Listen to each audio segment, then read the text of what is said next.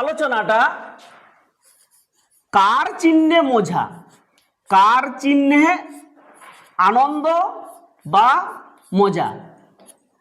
আমরা যখন রয়ে আকার লিখছি, এটা র দিয়েছি, তারপরে আয়ের কার চিহ্ন দিয়েছি, এটা কেমন লেখা আছে না র আর তার সাথে আছে আ।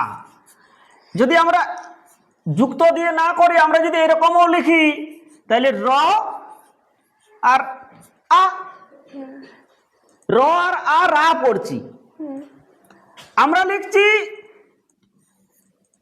হ্রস্বইয়ের কার চিহ্ন, হ্রস্বইকার লিখছি ক, কয়ে হ্রস্বই। আমরা কি পড়ছি কি। এটা কেমন আছে না ক যোগ হ্রস্বই। এটাকে যদি আমরা ওই কার চিহ্নের পরিবর্তন, মানে কার চিহ্ন না দিয়ে এখানে যেমন র আর আ লিখেছিলাম, এটাকে যদি লিখি তাহলে আমরা কি পড়ব, আর কি পড়ব না। তাহলে আবার একটা আমি আসছি অন্য উদাহরণে। যদি মনে হয় কারো যে না স্যার এইখানে র এর পরে আ ছিল, আমরা র এর পরে আকে দেখতে পাইছি, আকারকে দেখতে পাইছি র এর পরে, কারো মনে হতে পারে না স্যার আপনি ভুল বলছেন, আমরা কয়ের আগে হ্রস্বইকারকে দেখতে পাইছি, মানে কয়ের আগে হ্রস্বইয়ের যে চিহ্নটা হ্রস্বইকার, সেই চিহ্নটাকে আমরা কয়ের আগে দেখতে পাইছি।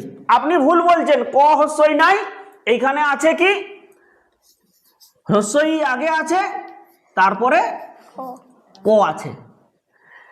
এবারে বিষয় হচ্ছে এইটা যদি এরকম হতো তাহলে আমরা এখানে লিখতে পারতাম তো এরকম, তাইলে কি পড়বো ইক পড়বো। তাতেও তো আমরা কি পড়ছি নি।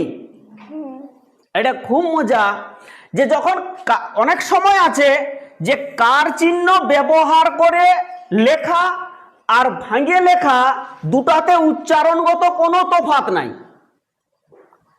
আবার অনেক ক্ষেত্রে আছে কার চিহ্ন দিয়ে লিখলে একরকম উচ্চারণ হয়, আবার কার চিহ্ন ছাড়া লিখলে আরেক রকম উচ্চারণ হয়।